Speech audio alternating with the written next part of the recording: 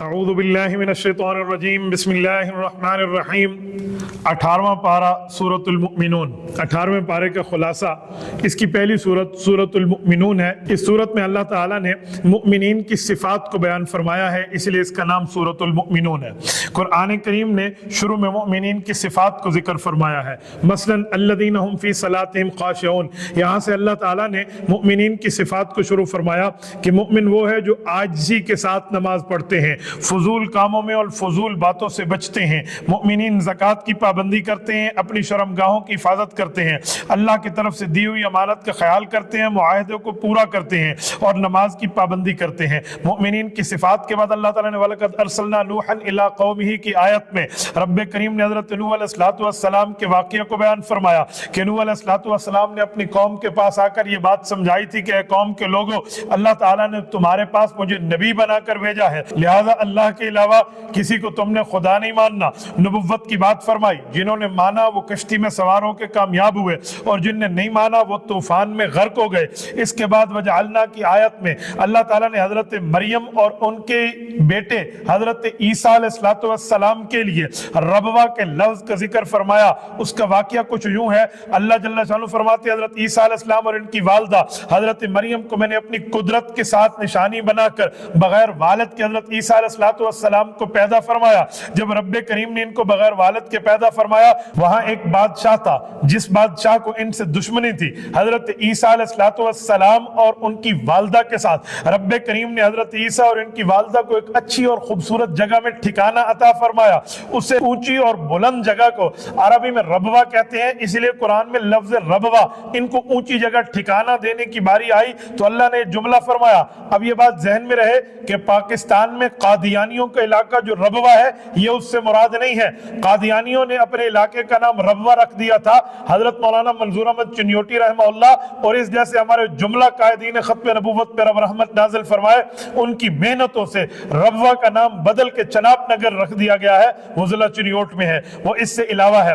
اس کی اگلی آیت میں قد کانت کی آیت میں اللہ نے مشرکین کی محرومی کو ذکر فرمایا کہ مشرک وہ لوگ ہیں اللہ کے کلام کو سنتے بھی نہیں ہیں، جب رب کا کلام پڑھا جائے دوڑ جاتے ہیں، اللہ کی آیات کا انکار کرتے ہیں، غرور کرتے ہیں، تکبر کرتے ہیں، رات کو محفلیں سجا کر قرآن کو بےہودہ باتوں کی بات کرتے ہیں۔ اللہ تعالیٰ نے ان کی گندی عادات کو ذکر فرما کر یوں بیان فرمایا کہ اللہ اور نبی کی باتوں میں ان لوگوں کو کوئی دلچسپی نہیں ہے۔ حضور پاک علیہ السلام کو فرمایا کہ اے پیغمبر علیہ السلام، یہ آپ کو برحق نہیں جانتے، جو کہتے ہیں کہنے دیں، آپ اپنے کام میں لگے رہیں۔ اس کے بعد وَهُوَ الَّذِي کی آیت میں اللہ تعالیٰ نے انعامات خداوندی کو ذکر فرمایا کہ اللہ کی ذات جو ہے وہ انعام دیا ہے اس نے بندوں کو کان دی ہے، آنکھ دی ہے، دل دیا ہے، دماغ دیا ہے۔ رب کریم نے سوچنے کے لیے دیا ہے، دل کے ذریعے ہم سوچیں گے، ایمان لائیں گے، آنکھ کے ذریعے دیکھیں گے، کان کے ذریعے ہم سنیں گے۔ اللہ تعالیٰ نے یہ چیزیں دی ہیں۔ اب بہتر تو یہ تھا کہ دیے ہوئے کان اللہ کے لیے خرچ ہوتے، دی ہوئی آنکھیں اللہ کے لیے خرچ ہوتی، دیا ہوا دل اللہ کو دیا جاتا۔ اب دل غیر اللہ کو دے، آنکھوں کی غلطی رکھیں، کانوں کے معاملات کو غلط رکھیں۔ اللہ کریم نے یہ ساری چیزیں دے کر فرمایا اپنی مرضی کے مطابق نہیں، میری مرضی کے مطابق کرو۔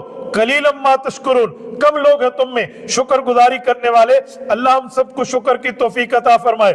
اگلی آیت میں کفار کے لیے عذاب کی وعید کو ذکر فرمایا۔ اللہ نے مشرکین اور کافرین کے لیے فرمایا کہ کافر وہ لوگ ہیں جو مانتے بھی نہیں ہیں، مشرک کے لیے یہ وعید سنائی کہ ہمیشہ عذاب میں مبتلا ہوں گے، اور پھر فرمایا ان کے اوپر دنیا کا عذاب بھی ممکن ہے۔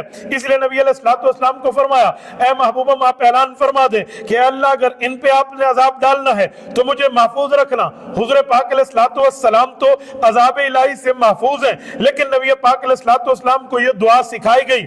اگلی آیات میں حتی اذا جاء کی آیت میں کافر کی تمنا کو رب نے ذکر فرمایا کہ کافر موت اور آخرت کی منازل سامنے آئے تو ڈرنے لگتے ہیں، اور پھر قیامت کی بات فرمائی کہ کافر موت کو دیکھ کر اللہ کے دربار میں یہ بات کرے گا رب ارجعون، اللہ مجھے دنیا میں لوٹا دے، واپس لوٹا دے، میں تیرے احکام مانوں گا، تیری باتیں مانوں گا، تیرے فرما برداروں میں سے شامل ہو جاؤں گا، اے اللہ مجھے وہاں لوٹا دے۔ رب کریم نے فرمایا یہ جو کہہ رہا ہے منہ سے کہہ رہا ہے، یہ بندہ ایسے جا کر نہیں کرے گا۔ اور پھر فرمایا وَمِن وَرَائِهِمْ بَرْزَخٌ إِلَى يَوْمِ يُبْعَثُونَ، مرنے والے اور जिंदा लोगों के दरमियान अल्लाह क़यामत तक के उठने के लिए एक बरज़ख बना देते हैं। बरज़ख का माना पर्दा है, ये आउट बना देते हैं। वो जो है वो पर्दे में चले जाते हैं। अल्लाह जल्ल शानो ने उनको पर्दे में रख दिया।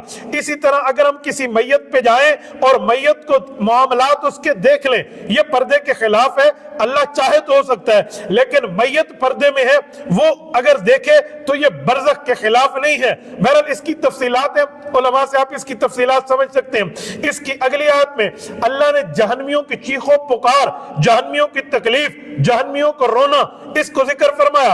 रब्बे करीम फरमाते हैं क़यामत का वक्त होगा, जहन्मी जहन्नम में होंगे, इनके चेहरे झुलस रहे होंगे, अल्लाह को पुकारेंगे, अल्लाह हमें यहां से निकाल दे, यहां से निकाल दे।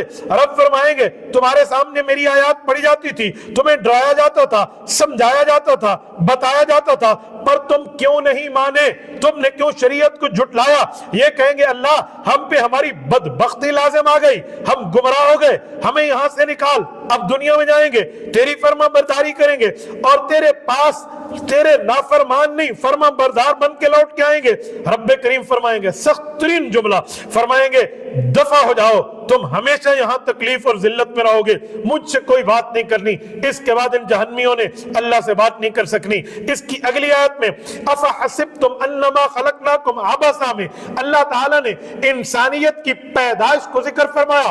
क्या इंसानों तुम क्या समझते हो हमने तुम्हें फजूल और गलत तौर पे पैदा कर दिया। फरमाया जी नहीं, अल्लाह ने तुम्हें ऊंची शान दी है, ऊंचा मकाम, ऊंचा मर्तबा, ऊंचा दर्जा, हैसियत और वैल्यू दी है। तुम अल्लाह के सिवा किसी की इबादत न करो, अल्लाह रब्बुल इज्जत को अपना माबूद हकीकी मानो, और तुम्हारे पास अल्लाह के सामने किसी को ठहराने के लिए जब तुम्हारे पास दलील ही कोई नहीं है तो तुम किस तरह कामयाब हो सकते हो। इसके बाद आखिर में हुजूर पाक अलैहिस्सलातु वस्सलाम को दुआ सिखाई, रब्बिग़फिर वरहम व अंत खैरुर राहिमीन। तर्जुमा, ऐ मेरे रब मेरी कोताहियों को माफ फरमा, मेरे हाल पर रहम फरमा, तू सब रहमत करने वालों में बढ़ के रहमत करने वाला है। इस दुआ का बहुत बड़ा फायदा है। मैं एक रिवायत आपकी खिदमत में रखूं। हजरत अब्दुल्लाह इब्न मसऊद रज़ी अल्लाह तआला शख्स से गुजरे, कई मर्जों में मुब्तला था, बिल्कुल बीमार था, इतना ज्यादा बीमार था समझ नहीं आती कि ये बीमारी ज्यादा या ये ज्यादा। हजरत इब्न मसऊद ने फरमाया इसके कान में अफा हसिबतुम अन्नमा खलकनाकुम अबसा, ये पूरी आयत आखिर सूरत तक पढ़ के इसके कान में फूंक दो। फूंका तो बिल्कुल ठीक हो गया। नबी पाक अलैहिस्सलातु वस्सलाम ने देखा, हुजूर तक खबर आई, हुजूर पाक ने पूछा अब्दुल्ला इसके कान में क्या पढ़ के फूंका था। कहा या रसूल अल्लाह मैंने तो ये आयत सूरतुल मुमिनून की आखिरी आयत पढ़ के फूंकी। नबी पाक अलैहिस्सलाम ने तारीख इरशाद फरमाया और फरमाया कोई मुमिन मुकम्मल यकीन के साथ इन आयत को पढ़े तो पहाड़ भी अपनी जगह से हिल सकता है। इसलिए सूरतुल मुमिनून की जो आखिरी 4 आयत है इनको ज़बानी याद कर लेना चाहिए, इसको अपने लिए अपनी औलाद के लिए पढ़ना चाहिए। ज़बानी याद नहीं होता तो देख कर कम से कम कुरान खोल के पढ़ ले, कोई बीमार हो तो उसके लिए पढ़ ले, उसके कान में दम कर ले, सर में दर्द हो उसके ऊपर पढ़ के फूंक ले, यकीन कामिल रखे, अल्लाह ताला सेहत अता फरमाएंगे। इसके आगे सूरतुल नूर है। सूरतुल नूर को सूरतुल नूर क्यों कहते हैं? लफ्ज नूर इसकी आयत नंबर 35 में मौजूद है, इस वजह से इसको सूरतुल नूर कहते हैं। अल्लाह जल्ल शानो ने इस सूरत में मुख्तलिफ दीनी, अखलाकी, मुआशरती अहकाम बयान फरमाए, बेहयाई, फहाशी, बुराई से रुकने और अल्लाह ताला ने अपने करीब रहने की बातें फरमाई। और फिर खुसूसन इसमें रब्बे करीम ने जो 18 आयत बयान फरमाई हैं वो उम्मुल मुमिनीन सिद्दीका बिन्त सिद्दीक सैयदा कायनात रसूलुल्लाह सल्लल्लाहु अलैहि वसल्लम के घर की इज्जत व अजमत, हुजूर पाक की नामूस हजरत अम्मा जान आयशा रज़ी अल्लाह ताला अन्हा के लिए अल्लाह ताला ने उनकी बरात इरशाद फरमाई। फिर इस सूरत के आखिर में घरों में जाएं, कब जाएं, किस वक्त इजाजत लेकर जाएं, उनके अहकाम जिक्र फरमाए। अब मैं इसको शुरू कर रहा हूं। सबसे पहले अज़्ज़ानियतु वज़्ज़ानी की आयत में रब्बे करीम ने इरशाद फरमाया कि जो जानी गैर शादीशुदा है या जो जानिया गैर शादीशुदा है, इन्होंने जिना कर ली तो शरीयत ने इस पर हद रखे हैं, और वो हद ये है कि 100 कोड़े इनको मारे जाएंगे। हाँ, अगर शादीशुदा मर्द शादीशुदा औरत जिना करे तो इसके लिए संसारी का हुक्म है, जिसके लिए मुस्तकिल अलहदा दलाइल मौजूद है। अब जिना साबित कैसे होगा? जिना के साबित होने के 3 तरीके हैं। या तो 4 गवाह हो जिन्होंने अपनी आंखों से जिना होता हुआ देखा हो, या यूं ना हो तो जानी या जानिया खुद इकरार कर ले कि हमसे गलती हुई है, या यूं ना हो अगर कुंवारी लड़की हो शादीशुदा ना हो उसका हमल जाहिर हो जाए, और हमल जाहिर होने के बाद वो किसी शख्स की तरफ उसकी निस्बत करे तो उससे तहकीक की जाएगी। वो इनकार कर दे, गवाह तो है नहीं, तो फिर सिर्फ इस जानिया को वो जो है ना क्या कहते हैं सजा इस पर नाफिज होगी। पर इसकी तफसील क्या है ये मुफ्तियान कराम से पूछ लिया जाए, सिर्फ इतनी बातों पर इक्तिफा न किया जाए। इसकी तफसील शरीयत में मजीद दलाइल के अंदर कुरान और सुन्नत में फिक्र में मौजूद है, उलमाए कराम और माहिरीन आपको समझा देंगे। इसके आगे वल्लज़ीना यरमून अल मुहसनात में हद कज़फ को बयान फरमाया। आप अंदाजा लगाएं कुरान करीम ने कितनी तफसील के इस वाक़े को बयान फरमाया। फरमाया जो शख्स किसी पे जिना का इल्जाम लगाए सुम्मा लम यअतू बिअरबाति शुहदा, इसे 4 गवाह पेश करने होंगे, और ये 4 गवाह नहीं लाता तो इस शख्स को तोहमत लगाने वाला समझा जाएगा और इसको 80 कोड़े हद कज़फ झूठे होने की बुनियाद पे मारा जाएगा। और फिर रब्बे करीम ने फरमाया वला तकबलू लहुम शहादतन अबदा व उलाइका हुमुल फासिकून। अल्लाह अकबर। फरमाए लोगों मरते दम तक इस बंदे की किसी केस में गवाही कबूल नहीं होगी, इसे हद कज़फ लग चुकी है, 80 कोड़े से लग चुके, इसने झूठ बोला है, ये हमेशा के लिए मरदूद शहादत बन चुका है, अब इसकी बात नहीं मानेंगे। हाँ अगर ये अल्लाह जल्ला शानू से तौबा कर ले हम माफ कर देंगे, लेकिन दुनिया में ये सजा इस पर जारी रहेगी कि इसकी किसी केस के अंदर कोई भी गवाही कबूल इसकी नहीं होगी। इससे आगे वल्लज़ीना यरमून अज़वाजहुम, ये बड़ा अहम मसला है, समझने का मसला है। ये वो मसला है जिसमें खावंद अपनी बीवी को जानिया करार दे और अपनी बीवी पर एक बात करे। रब्बे करीम ने इसका जवाब लिआन में पेश फरमाया है। अब ज़ाहिरी बात है खावंद बीवी पर जिना का इल्जाम लगाते हैं तो या तो 4 गवाह पेश करे, 4 गवाह नहीं है तो फिर मियां बीवी का जो रिलेशन है इंतहाई सेंसिटिव है, तो इसके लिए रब्बे करीम ने लिआन की बात फरमाई। लिआन क्या है? शरई काजी मौजूद होगा, काजी के सामने खावंद जाएगा, 4 मर्तबा कहेगा खुदा की कसम अल्लाह को हाजिर नाज़िर जान के कहता हूं मैंने इस औरत को ये काम करते देखा है। जब 5वीं कसम आएगी और उस वक्त कहेगा मैं यूं कसम उठाता हूं कि अगर मैं झूठ बोलूं मेरे ऊपर अल्लाह की लानत हो, उसके बाद बीवी को कहा जाएगा अब तू भी कसम उठा कि तूने काम नहीं किया। फिर बीवी 4 मरतबा कसम उठाएगी कि मेरा मियां झूठ बोल रहा है, अगर वो सच्ची हुई तो मेरा मियां झूठ बोल रहा है। और जब 5वीं मरतबा कसम खाएगी तो यूं कहेगी कि मुझ पर खुदा का कहर और गजब नाजिल हो, अगर मैं जो है ना क्या कहते हैं गलत कह रही हूं और मेरा खावंद सच कह रहा है। जब ये 5 मरतबा का मामला हो जाएगा तो शरीयत के मुताबिक इन दोनों की जुदाई आ जाएगी, लेकिन तलाक नहीं होगी। आप कहेंगे तलाक नहीं होगी तो जुदाई कैसे होगी? यानी जुदाई वाक़ई हो गई, तलाक तब होगी जब मियां तलाक देगा। इसके बावजूद अगर मियां तलाक न दे तो अब इसके पास लौटती नहीं है बीवी, काजी वक्त बैठा है तो काजी वक्त उस वक्त फस्ख का इनके दरमियान जुदाई का फैसला फरमाएगा तो बीवी का इससे निकाह फस्ख हो जाएगा।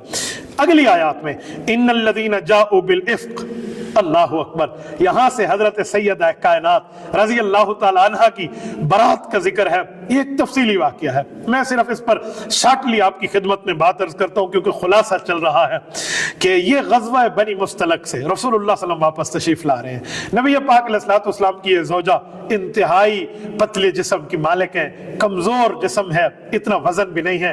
अब ये कजावे में है या नहीं है, कूच का हुक्म आ गया लश्कर को, तो जो साहबा कजावा उठाकर ऊंट पे रखने की ड्यूटी पर थे उन्होंने उठाकर वहां रख दिया और उठाकर रख दिया और चल भाई वो ने ऊंट को चला लिया। वो सारे समझे अम्मा जान कजावे में है, पर अम्मा नहीं थी, अम्मा रफ़े हाजत के लिए गई हुई थी। हजरत अम्मा जान फरमाती जब मैं वापस आई तो मैंने इन्ना लिल्लाहि व इन्ना इलैहि राजिऊन पढ़ा, सर पे हाथ मारा कि काफिला जा चुका। लेकिन मुझे एक यकीन था, यकीन ये था कि हुजूर पाक सल्लल्लाहु अलैहि वसल्लम की आदत मुबारका होती थी, रसूलुल्लाह सल्लल्लाहु अलैहि वसल्लम काफिले के पीछे एक शख्स को ठहराते थे कि जो गिरी पड़ी चीजें उठा कर लाता था। फरमाया अगर वो आया तो मेरे लिए एक मदद बन जाएगी। वही हुआ, हजरत सफ़वान इब्ने मुअत्तल रज़ी अल्लाह तआला अन्हु तशरीफ लाए। वो फरमाते हैं पर्दे की आयत उतरने से पहले मैंने अम्मा जान को देखा हुआ था, मैंने पहचान लिया। उन्होंने भी इन्ना लिल्लाह पढ़ा, इन्होंने भी इन्ना लिल्लाह पढ़ा, एक लफ्ज नहीं बोला।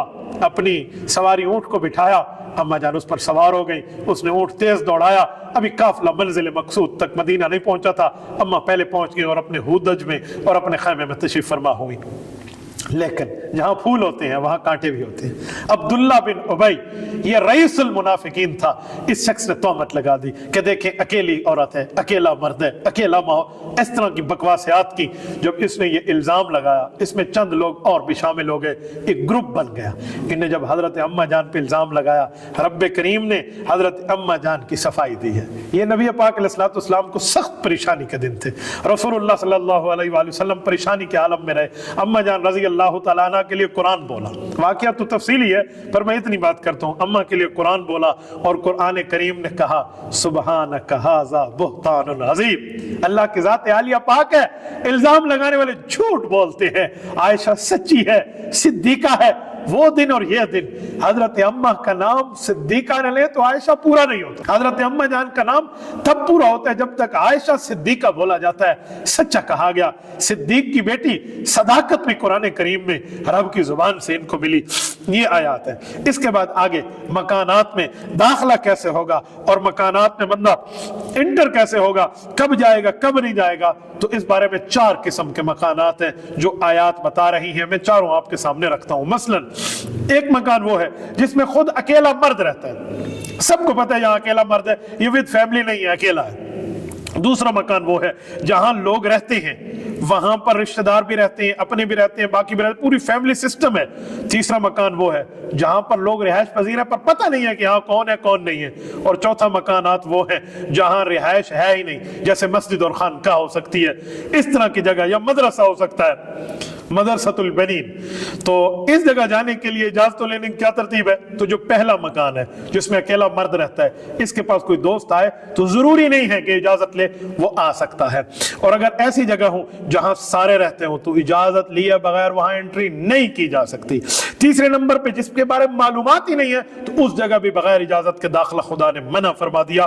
اور چوتھا مکان جو مسجد ہے، مدرسہ ہے، مدرسۃ البنین ہے، خانقاہ ہے، یہاں پر تو اجازت لینے کی ضرورت نہیں ہے، یہ وقف جگہ ہے، یہاں پر مسلمان بغیر اجازت کے داخل ہو سکتا ہے۔ اس کے آگے کل المؤمنین یغضوا من ابصارہم، تاریخی حکم مومنین کی حیا کے لیے، وکل المؤمنات یغضضن من ابصارہن ویحفظن فروجہن، یہ اللہ پاک نے تاریخی حکم ارشاد فرمائے ہیں کہ مومن مسلمان کو یہ پابند بنایا جا رہا ہے کہ تو نے آنکھیں جھکانی ہیں اور شرمگاہ بچانی ہے، بس یہ آپ کی ذمہ داری ہے۔ آنکھیں جھکی ہوئی ہونی چاہیے، شرمگاہ گناہ سے بچی ہوئی ہونی چاہیے، یہ کام نہ کریں۔ فرمایا ایک مرد کا نامحرم عورت کو دیکھنا یا ایک عورت کا نامحرم مرد کو دیکھنا یہ حرام ہے، جائز نہیں ہے۔ عورت کے لیے نامحرم مرد کو دیکھنے کی اگر اجازت ہوتی تو اللہ قرآن کریم میں عورت کو نگاہ نیچی رکھنے کو حکم نہ فرماتے۔ اس سے پتہ چلا مرد کے ذمے ایک کام ہے، عورت کے ذمے رب نے 2 کام رکھے ہیں۔ مرد کے ذمے ایک کام ہے کہ عورت کو نہ دیکھے، اپنی آنکھ نیچے کرے، پر عورت کے ذمے 2 کام دیے ہیں قرآن نے، اپنی آنکھ بھی نیچے رکھے، وَلَا يُبْدِينَ زِينَتَهُنَّ، اور اپنے چہرے کو بھی چھپائے۔ تو یہ اپنی زینت کو، اپنے چہرے کو چھپائے، تو لہٰذا اس طرح کا خاتون پردہ رکھے۔ اور پھر پردے کا حکم خاتون کو پورا جسم حتیٰ کہ چہرہ اور ہتھیلیاں بھی اس میں شامل ہیں، یہ حکم دیا ہے۔ البتہ ضرورت شدیدہ ہے، ڈاکٹرز کے پاس جانا ہے یا کوئی اور وجہ ہے، ریزن ہے باقاعدہ، اور وہ ریزن بھی ہونی چاہیے، سالڈ ریزن ہونی چاہیے، اس کے لیے عورت اپنی ہتھیلیاں یا اپنا چہرہ اس ضرورت کی بنیاد پر کھول سکتی ہے۔ اس حالت میں مردوں کے لیے حکم پھر بھی ہے کہ وہ اپنی آنکھ کو نیچے کر دیں۔ اب وہ آیت آ گئی جس کے لیے میں نے شروع میں کہا تھا کہ سورۃ النور کیوں نام رکھا گیا۔ یہ آیت اللہ نور السماوات والارض مثل نورہ کمشکات، اس میں اللہ جل شانہ نے اپنے لیے لفظ نور فرمایا، نور ہدایت کی مثال دی۔ جب ہم کہتے ہیں اللہ نور ہے تو خوب سمجھ لیں عقیدے کا مسئلہ ہے، اس سے مراد ہوتا ہے منور، اللہ پاک روشن کرنے والے ہیں۔ نور کا حقیقی معنی یہ اللہ تعالیٰ پہ نہیں آ رہا، حقیقی معنی کا مطلب یہاں یہ معنی لیں گے کہ اللہ سب کو روشن کرنے والے ہیں۔ نور کا مجازی معنی ہے، نور سے مراد رب کریم نے زمین کو، آسمان کو، تمام مخلوقات کو اللہ نے روشنی عطا فرمائی ہے۔ اب اللہ رب العزت کیسے روشن ہے تو اس کی مثال قرآن نے دی ہے۔ فرمایا ایک تاکچہ ہو، اس تاکچے میں چراغ ہو، چراغ ایک قندیل میں ہو، اور چراغ کو جس تیل سے جلایا جا رہا ہو वो तेल जैतून का हो, और जैतून ऐसा जिस पर पूरा दिन सूरज की रोशनी पड़ती रही हो, खा सूरज मशरक पे हो खा मगरब में हो। इससे तेल का साफ और उम्दा होना समझ आता है। तो इससे मोमिन का दिल ऐसा है कि मोमिन के दिल में तभी तौर पर ईमान कबूल करने की सलाहियत होती है जब इसके सामने आयात की तिलावत की जाती है, उसके रोंगटे खड़े हो जाते हैं, वो अल्लाह की तरफ मुतवज्जे हो जाता है, उसका दिल अल्लाह जल्ल शानो के जज्बे में सामने आ जाता है। तो ये मिसाल दी आगे, वल्लदीन कफरू अमालहुम में काफरों के अमाल की मिसाल दी है कि जो आखिरत पर यकीन नहीं रखते, तौहीद और रिसालत को नहीं मानते। इन काफरों के अमाल के मामला ऐसा है कि जैसे एक आदमी रेगिस्तान में सफर कर रहा हो, दूर दूर तक रेत की चमक हो, ऐसे ही मालूम हो कि ये रेत नहीं है तो पानी है। फरमाया करीब जाएगा पानी गायब, फिर करीब जाएगा पानी गायब, फिर करीब जाएगा पानी गायब। तो वो शराब, इसने उसको धोखा दिया। तो काफिर का मामला भी ऐसे है, वो नेक अमाल जिसके बारे में सोच रहा है कि आखिरत में फायदा देंगे, नहीं बाबा ईमान नहीं है तो अच्छा अमल तुझे क्या फायदा देगा, इसीलिए काफिर उससे धोखा खाए हुए हैं। अगली आयत में काफिरों की दूसरी किस्म जो है, जो कुफ्फार गलत अमाल के नतीजे में बैठे हैं, उनकी मिसाल अल्लाह ताला ने इस आयत में दी है, फी बहरिल लुज्जी यग़शा में। यूं बयान फरमाया कि जो काफिर ईमान नहीं रखते, इनकी मिसाल इनके कुफ्र की ऐसी है, गहरा समंदर हो, इसमें अंधेरा हो, फिर ऊपर एक पानी की मौज हो, फिर उस मौज के अंदर एक मौज हो, उसके ऊपर फिर बादल और पूरी तरतीब हो, अंदर अंधेरा हो तो बंदे को तो अपना हाथ भी नजर नहीं आएगा। तो ये काफिरों का अंधेरा और काफिरों की आखिरत की नहुसत को जिक्र फरमाया। उसके आगे रब्बे करीम ने कामयाबी के 4 उसूल जिक्र फरमाए। वमन युतिइल्लाह व रसूलह में बयान फरमाया कि अगर कोई शख्स 4 बातों का एहतमाम करे, कामयाब हो जाएगा। नंबर 1, अल्लाह ताला की इताअत करे, रसूलुल्लाह सल्लल्लाहु अलैहि वसल्लम की इताअत करे, और अल्लाह का डर अपने दिल में रखे और अल्लाह की नाफरमानी से बच जाए। फरमाया ऐसा आदमी कामयाब है। इसके आगे बेहतरीन जबरदस्त एक मसला रब्बे करीम ने बयान फरमाया, इसको आयत इस्तिखलाफ भी कहते हैं, आयत खिलाफत राशिदा भी कहते हैं, और ये अहम तरीन कुरान करीम की आयत है। वअदल्लाहु अल्लज़ीना आमनू मिनकुम व अमिलुस्सालिहात लयस्तखलिफन्नहुम फिल अर्दि कमा इस्तखलफल्लज़ीना मिन क़ब्लिहिम। इस आयत में रब्बे करीम ने जो बात फरमाई है, इस आयत इस्तिखलाफ में क्या बयान फरमाया? फरमाया जो सहाबा कराम से अल्लाह ने खिलाफत का वादा किया है वो मिनकुम है। कि जब आयत उतरी तो मिनकुम मुहाजिरीन मुराद थे। तो आयत इस्तिखलाफ मुहाजिरीन सहाबा कराम को खिलाफत की एक खुशखबरी दे रही है। वो हजरत अबू बकर है, हजरत उमर है, हजरत उस्मान है, हजरत अली है रज़ी अल्लाह अन्हु। 6 महीने हजरत इमाम हसन के भी इन्हीं में दाखिल हैं, क्योंकि 30 साल खिलाफत राशिदा का दौर पूरा होता है, जिसको खिलाफत राशिदा हक 4 यार कहते हैं। यही आयत है जो इनकी खुशखबरी दे रही है। और अब फरमाते हैं वला युमक्किनन्न लहुम दीनहुम अल्लज़ी इर्तदा लहुम वला युबद्दिलन्नहुम मिन बादि खौफिहिम अमना। इनके अल्लाह ताला ने उस्लूब को बयान, औसाफ को बयान फरमाया। और इसके बाद का मामला जो है वो खिलाफत राशिदा नहीं है, वो खिलाफत आदिला है। जैसे हजरत अमीर मुआविया रज़ी अल्लाह ताला अन्हु का दौर है, ये दौर खिलाफत आदिला का है, खिलाफत राशिदा का नहीं है। यहाँ लोग समझते हैं भाई आप इनको खलीफा राशिद नहीं समझते तो हजरत मुआविया की तौहीन हो गई। भाई ऐसी बात नहीं है। खलीफा राशिद एक इस्तिलाह है, इसका माना है मुहाजिर, जिसने हिजरत की नबी पाक सल्लल्लाहु अलैहि वसल्लम के साथ, वो खलीफा। तो वो तो खिलाफत हजरत मुआविया को हासिल नहीं है, क्योंकि हजरत मुआविया हिजरत के हुक्म उठ जाने के बाद ईमान लाए हैं, सच्चे हैं, रसूलुल्लाह सल्लल्लाहु अलैहि वसल्लम के हमजुल्फ हैं, रसूलुल्लाह सल्लल्लाहु अलैहि वसल्लम के बिरादर निस्बती हैं, कातिबुल वही हैं, और मुस्लिम और कुफर के दरमियान एक कुफर के सीने पे गढ़ा हुआ खंजर है, सब कुछ है। लेकिन खिलाफत आदला है, आदल इंसाफ की खिलाफत है, जिस खिलाफत पर हजरत इमाम हसन और हजरत इमाम हुसैन रज़ी अल्लाह अन्हुमा जैसे जन्नत के सरदारों ने भी फख्र फरमाया है और उनकी बैत करके एतमाद फरमाया है। तो खिलाफत राशिदा की इस्तिलाह और है, खिलाफत आदला की इस्तिलाह और है। इसमें कोई हजरत मुआविया रज़ी अल्लाह अन्हु के हक में किसी किस्म की कोई हक तलफी का मामला नहीं है। इसको बयान फरमाने के बाद रब्बे करीम ने आगे जो बयान फरमाया है, पहले तो बड़े मर्दों को हुक्म था, जो 4 किस्म के घरों की बात मैंने आपकी खिदमत में रखी। अब यहाँ हुक्म है जो गुलाम हो या लौंडी हो या जो बच्चे हो छोटे, इन्होंने कमरों में कब जाना है, किस वक्त जाना है, किस वक्त नहीं जाना, किस कमरे में जाना है और कब जाना है। अब देखिए इस्लाम ने कितने छोटे छोटे अहकाम भी नहीं छोड़े और बयान फरमाया इनके लिए हुक्म यह है कि 3 औकात में ये घरों और कमरों में बगैर इजाजत के दाखिल ना हो। चाहे वो छोटा बच्चा है, चाहे वो गुलाम है, चाहे वो लौंडी है, उस वक्त उसने 3 औकात में कमरों में दाखिल नहीं होना बगैर इजाजत के, बल्कि 3 दफा इस पर इजाजत लेनी चाहिए। वो क्या है? फरमाया ये जो औकात है इसमें इंसान बेतकल्लुफी में होता है, बाज़ों का जरूरी कपड़ों में होता है, तन्हाई चाहता है, बेपर्दगी ना हो जाए, वहां पर कोई नापसंदीदगी ना हो जाए। अब 3 औकात, नंबर 1 नमाज फजर से पहले, नंबर 2 दोपहर के वक्त, नंबर 3 इशा की नमाज के बाद घरों में या कमरों में दाखिल ना हो। रब करीम ने यहां भी हुक्म फरमा दिया। इसके आगे लैसा अलल अअमा हरज, अल्लाह अकबर, इस्लाम ने एक अखलाकी हुक्म दिया है। फरमाया लोगों, नाबीना है, माजूर है, लंगड़ा है या कोई इस तरह और कोई डिसेबल पर्सन है, वो ये समझता है कि तंदुरुस्त बंदे के साथ बैठूंगा तो सही तरीके से ना बैठ पाऊंगा, और ये बंदा समझता है कि मेरे साथ बैठेगा तो मुझे तकलीफ देगा, और वो कहेगा पता नहीं अपना हिस्सा पूरा खाऊंगा या नहीं खाऊंगा। इस तरह की बातें फरमाया ये हर्ज छोड़ दो, ये नहीं होने चाहिए। सब मिल के बैठ के खाओ। इस तरह के तकल्लुफात और मामलात में नहीं पड़ना चाहिए, बल्कि इतनी छोटी छोटी बारीक बीनियों में भी नहीं पड़ना चाहिए कि बंदा खामखा का पता नहीं क्या से क्या बन जाए। सूफी होना तो बहुत अच्छा है, लेकिन खुश्क सूफी ना बन जाए, उल्टे उल्टे अपना काम कर बैठे। इसके आगे मुसलमानों की मदह और सना बयान फरमाई और मुनाफिकीन की मजम्मत बयान फरमाई।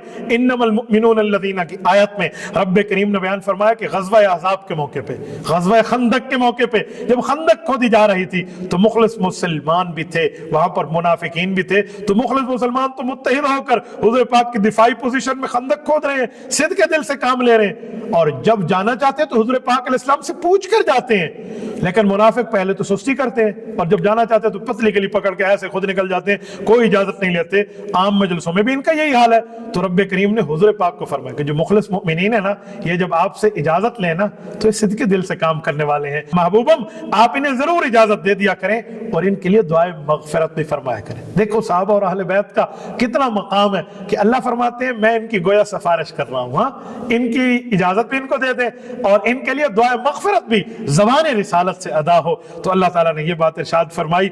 आज भी हुक्म ये है कि कोई इज्तिमाई मशवरा चल रहा हो और सब मौजूद हो तो बिला इजाजत जाना दुरुस्त नहीं है। कोई शख्स जाना चाहता है तो अपने अमीर और अपने बड़े को इत्तिला देकर वहां से जाए। इसके आगे जो तीसरी सूरत यहां से शुरू है और आगे चलती है 18वें पारे में, वो सूरतुल फुरकान है। ये सूरतुल फुरकान, फुरकान का माना होता है कुफ्र और बातिल, हक और बातिल, कुफ्र और इस्लाम में फर्क करने वाला। तो इस सूरत में कुरान करीम को फुरकान कहा गया क्योंकि कुरान भी कुफ्र और इस्लाम में फर्क करता है। इसमें बुनियादी अकायद को अल्लाह ने जिक्र फरमाया, मुशरिकीन के एतराज़ात के जवाबात दिए, अल्लाह ताला ने मुमिनीन के लिए इनामात का जिक्र फरमाया और आखिर में इबादुर रहमान के औसाफ को जिक्र फरमाया है, व इबादुर रहमान अल्लज़ीना यमशूना अलल अर्ज़ है। अब यहाँ मुशरिकीन के कुछ एतराज़ थे, उन एतराज़ों को अल्लाह ताला ने बयान फरमाया है। मैं उन्हीं एतराज़ात आपकी खिदमत में रख के ये सिपारे को ही पूरा कर रहा हूँ क्योंकि अगली बात तो अगले पारे में होगी। मुशरिक एक एतराज करते थे, वो एतराज ये था कि हुज़ूर पाक अलैहिस्सलाम ने नौज़ुबिल्लाह कुरान खुद घड़ के दिया है। नबी पाक अलैहिस्सलाम ने जाकर कुछ बातें यहूदियों से पूछ ली, कुछ ईसाइयों से पूछ ली, पूछ पूछ के ये बातें इस तरह सुना देते हैं, तो ये बात गलत है, हम नहीं मानते। हुज़ूर पाक अलैहिस्सलाम पर अल्लाह ताला ने हुक्म उतारा कि ऐ नबी आप ऐलान फरमा दें, आप जुल्म कर रहे हो, झूठ बोल रहे हो, इफ्तरा बांध रहे हो, नबी पर बहतान बांध रहे हो, ऐसा कुछ भी नहीं है। ये मेरे पाक पैगंबर पर मैंने कुरान उतारा है, ये अल्लाह की तरफ से है, ये हुज़ूर पाक की तरफ से नहीं है कि अपनी तरफ से गढ़ के दे दें, अल्लाह की तरफ से भेजा हुआ है। दूसरा एतराज कुफ्फार का यह था कि नबी पाक तो खाते पीते हैं, बाजारों में बाज़ औक़ात जाते हैं, इनके साथ एक फरिश्ता भी नहीं है जो हमें नजर आए। हाँ, फरिश्ता होता, उसके पास खजाना होता, नबी होता साथ, ये इस तरह की बातें। तो अल्लाह ताला ने बयान फरमाया कि अगर साथ नबी होते, मलाइक होते और वो न खाते पीते तो तुम्हारी मिसाल फिर भी वही होती कि भाई ये फरिश्ता है, खाता पीता नहीं, हम खाते पीते हैं, इसे क्या पता ये हमें क्या दीन समझा रहा है। फरमाया ऐसा नहीं है, जो अंबिया होते हैं वो खाते पीते भी हैं और खाना खाना भी है, पानी पीना भी है, और वो बाजारों में भी जाते हैं दावत और तबलीग के लिए, दीन पहुंचाने के लिए, हर जगह वो जाते हैं। लिहाजा तुम्हें इस तरह के एतराजात नहीं करने चाहिए। नबी इंसान है और आला दर्जे के इंसान को अल्लाह ताला नबुव्वत अता फरमाते हैं और वो इसी तरह सारे मामले चलते हैं। लिहाजा मनसब रिसालत और नबुव्वत के खिलाफ ये नहीं है कि वो इंसान को मिल जाए और वो खाता पीता रहे। ये बात करके अल्लाह ताला ने यहाँ पर 18वां पारा पूरा होता है। अल्लाह आपको रब सिरात मुस्तकीम अता फरमाए। जज़ाकुमुल्लाहु तआला।